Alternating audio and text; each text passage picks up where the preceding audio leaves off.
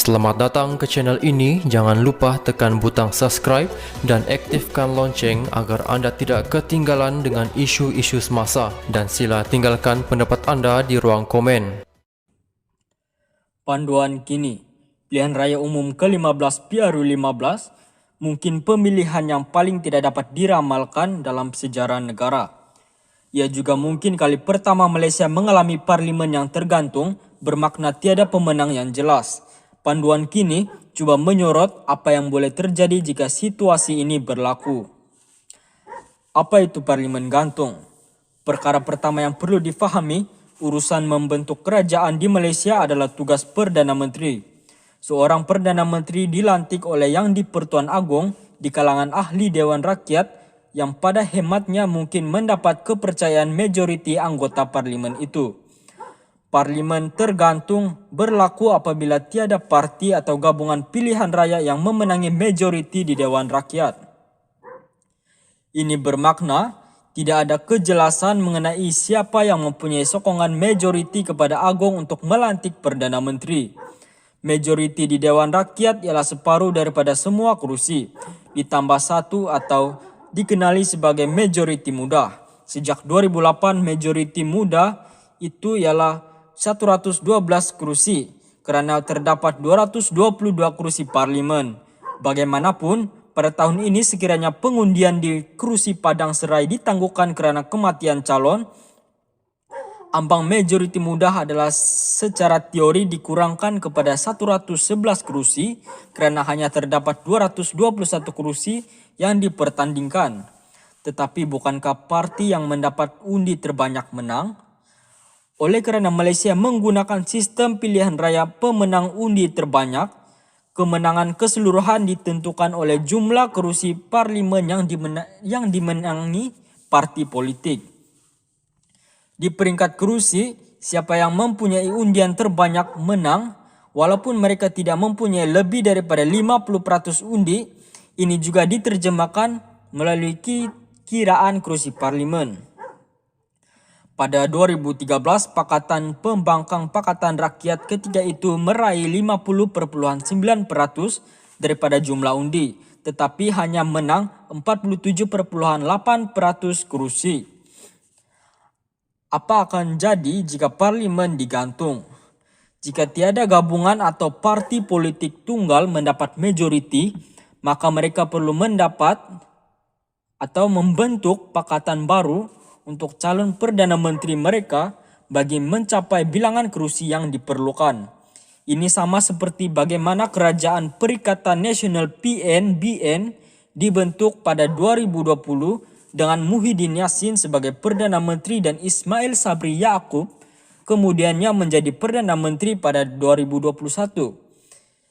Ia berlaku apabila ahli parlimen menarik balik sokongan kepada seorang Perdana Menteri dan menyokong yang lain.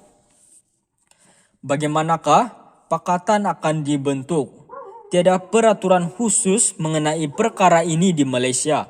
Bagaimanapun terdapat beberapa convention yang boleh diikuti oleh Malaysia. Di UK yang sistem Westminsternya dicontohi Parlimen Malaysia. Perdana Menteri sementara diberi peluang untuk membentuk kerajaan terlebih dahulu. Ini sama ada melalui pembentukan gabungan pasca pilihan raya atau cuba membentuk kerajaan minoriti. Perkara ini akan diperjelas lebih lanjut kemudian. Jika Perdana Menteri sementara gagal, maka secara konvensyen dia meletak jawatan dan menjemput ketua parti terbesar untuk mencuba dan membentuk kerajaan seterusnya melalui proses yang sama. Sementara itu, di Jerman duluan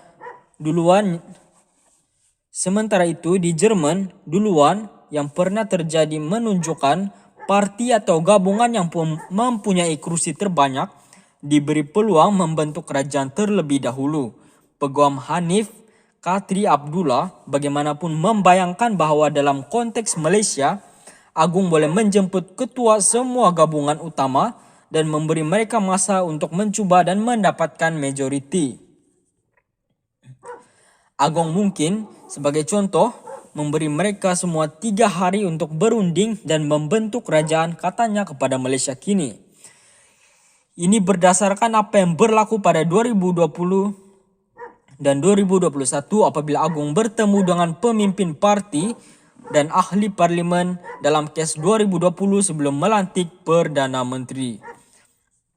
Tunggu, adakah ini bermakna Ismail Sabri Yaakob mungkin terus menjadi Perdana Menteri walaupun BN kalah?